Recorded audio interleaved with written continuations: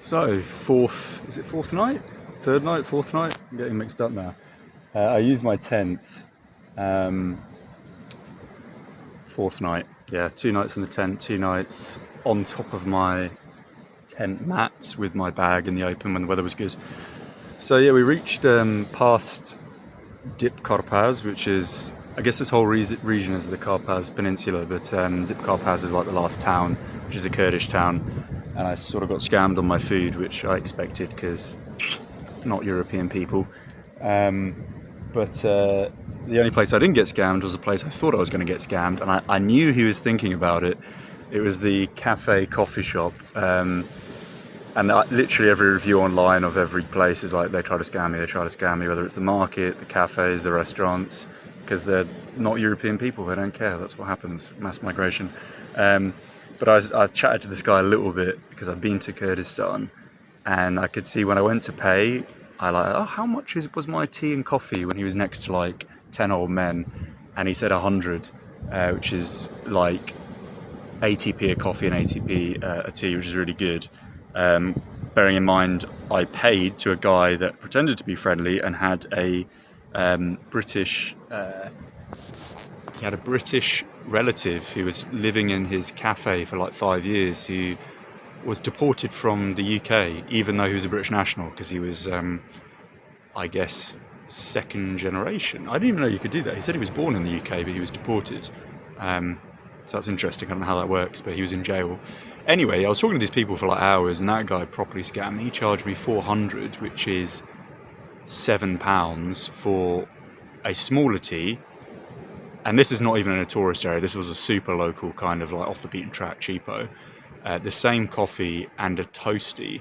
So if we calculate, that would make the toasty £6-ish, £5.50, which would just be ridiculous because it was tiny. And then yeah, the food I bought yesterday was 20 English pounds, and I was just calculating. I was like, there's no way, even if you charge like 300% for everything, it would come to that.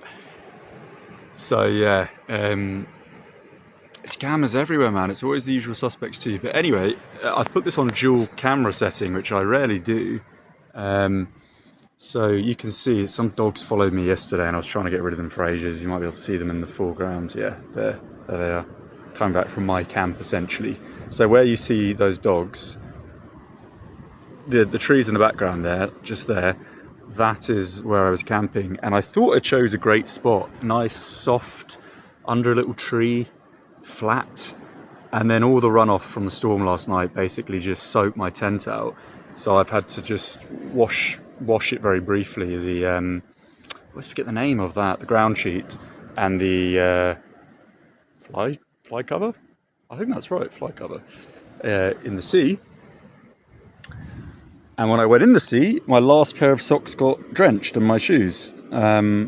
So yeah, and now it's 20-mile walk to the end, which was my plan, just to reach the end. And then I have the option of looping back round through really hardcore nature where there are no roads. I don't know if I've got enough water for that, to be honest, unless I really power through it in one day. It's pushing 10 o'clock, and the storm last night was absolutely insane. It's for sure the heaviest storm that I've consciously been around, so I've witnessed. The thunder and the lightning, rather, was hitting just outside of my tent. You could hear the pew, pew, pew, pew, pew, pew, where it was just smashing down on the ground, or probably hitting the metal over there. Sorry, I keep forgetting I'm in dual capture mode, so my face is right in the lens. It was crazy. I was like, well, I've probably chosen the best spot, because they say don't camp under trees in a lightning strike, but I think they refer to big trees with lots of canopies, because obviously it can come down and crush you. But I was just camped under one of these, so actually it's perfect, because it couldn't really hit my tent. It would hit the tree first, and then I'd be fine. So, but it was absolutely insane. Like, I've never ever been so close to so many thunder strikes ever in my life. It was mad. And there's supposed to be more forecasts for today, but all of the different weather channels are debating when or whether that is going to come. But judging by that massive cloud that has just appeared, and Google says now in 5 minutes at 10 the rain's going to start, I now I now, morning eyes, I now agree with them. Yeah. So, 4 days now, properly without sleep. You can see the bags under my eyes, but I've had really good food the entire time. For years now, when you're younger and you're less experienced, you always just kind of like take all the shit food, snacks that are really easy to make, chips and the crisps, or chips and the chocolate, and all that kind of stuff. Now I'm like, I load up with 10 keys worth of oranges and apples, and I've got tinned fried aubergine in my bag. Just living the life. And what else did I buy? Biggest piece of bread you've ever seen. It must weigh like 5 kilos. It's like, and like sweet corns and I bought seltzer dip, just something called kofti, which the woman in the store was trying to explain to me what it is because I have no idea. It's something Turkish, and I googled it. And in pre-2008, it used to have raw meat in it.